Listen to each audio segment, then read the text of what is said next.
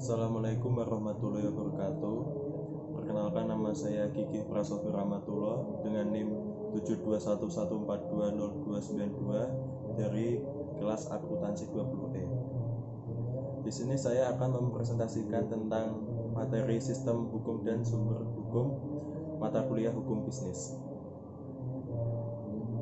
Yang pertama adalah definisi hukum. Definisi hukum sendiri yaitu adalah peraturan atau adat yang secara resmi dianggap mengikat atau yang dikukuhkan oleh penguasa atau pemerintah. Sedangkan hukum adalah sistem yang terpenting dalam pelaksanaan atas rangkaian kekuasaan kelembagaan dari bentuk penyalahgunaan kekuasaan dalam bidang politik, ekonomi, dan masyarakat dalam berbagai cara dan bertindak sebagai perantara utama dalam hubungan sosial antara masyarakat. Kemudian ada pengertian menurut E. Utrecht dalam Kancil, yaitu adalah hukum merupakan himpunan peraturan yang menguras tata tertib suatu masyarakat yang harus ditaati oleh masyarakat tersebut. Kemudian hukum sangatlah penting bagi kehidupan masyarakat karena hukum mengatur hubungan antara anggota masyarakat. Selanjutnya yaitu ada unsur-unsur hukum. Unsur-unsur hukum sendiri ada 4, yaitu yang pertama adalah serangkaian peraturan yang mengatur tingkah laku manusia dalam pergaulan masyarakat. Yang kedua adalah peraturan dibuat oleh badan-badan resmi. Yang ketiga, peraturan tersebut memiliki kekuatan bersifat memaksa. Dan yang keempat adalah terhadap pelanggaran atas peraturan tersebut akan dikenakan sanksi. Selanjutnya adalah tujuan hukum. Hukum memiliki tujuan yaitu yang dikemukakan oleh Said Sampara dan kawan-kawan, yaitu menciptakan tatanan masyarakat yang ketertiban di dalam masyarakat sehingga kepentingan manusia akan terlindungi. Tujuan hukum menurut Rousseau dipersempit menjadi 4 tujuan, yaitu yang pertama menjaga ketertiban dan kedamaian masyarakat, yang kedua menyelesaikan suatu perselisihan yang terjadi di dalam masyarakat dengan seadil-adilnya sehingga terjadi ketertiban dan keamanan umum, yang ketiga memelihara status quo, dan yang keempat adalah mengadakan perubahan dalam masyarakat. Selanjutnya yaitu sumber-sumber hukum.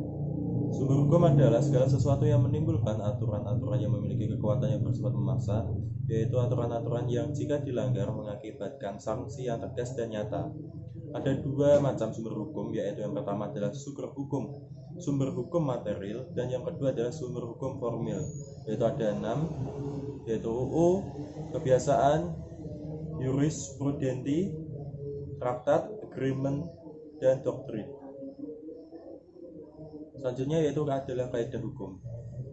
Kaidah memiliki sifat yang memaksa, bukan berarti sewenang-wenang, melainkan harus bersifat sebagai alat yang dapat memberi suatu tekanan agar kaidah hukum dapat dihormati. Kaidah hukum dapat muncul karena 2 sebab, yaitu yang pertama adalah kaidah hukum yang berasal dari kaidah sosial di dalam masyarakat, dan yang kedua adalah kaidah hukum yang diturunkan oleh otoritas tertinggi sesuai dengan kebutuhan masyarakat. Selanjutnya ada asas-asas hukum. Asas-asas hukum ada 3, yaitu yang pertama adalah asas lex specialis derogat lex generalis, yang kedua adalah asas superiori derogat lex inferiori, dan yang ketiga adalah asas lex posteriori derogat lex priori. Kemudian selanjutnya ada pembidangan ilmu hukum. Menurut Kancil, hukum dapat dibedakan menjadi 5, yaitu yang pertama ada hukum, yaitu yang pertama adalah menurut bentuknya, yang kedua menurut sumbernya, yang ketiga menurut tempat berlakunya, yang keempat menurut waktu berlakunya, dan yang kelima menurut isinya. Yang pertama adalah hukum menurut bentuknya. Hukum tertulis.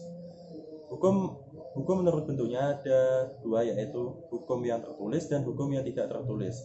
Yang pertama ada Undang-Undang 1945 yang berarti dia adalah hukum tertulis, dan yang kedua adalah contohnya yaitu pidato presiden setiap tanggal 17 Agustus yang merupakan hukum tidak tertulis. Kemudian yang kedua menurut sumbernya, yaitu ada undang-undang, kebiasaan, jurisprudensi, traktat, agreement, dan doktrin. Kemudian menurut tempat berlakunya ada 3, yaitu hukum nasional, hukum internasional, dan hukum asing atau hukum yang di luar nasional dan internasional. Selanjutnya yang keempat adalah menurut waktu berlakunya, yaitu ada 3, hukum positif, ius constituendum, dan hukum alam. Kemudian yang terakhir dan yang kelima adalah menurut isinya, yaitu ada dua, yaitu hukum private dan hukum publik.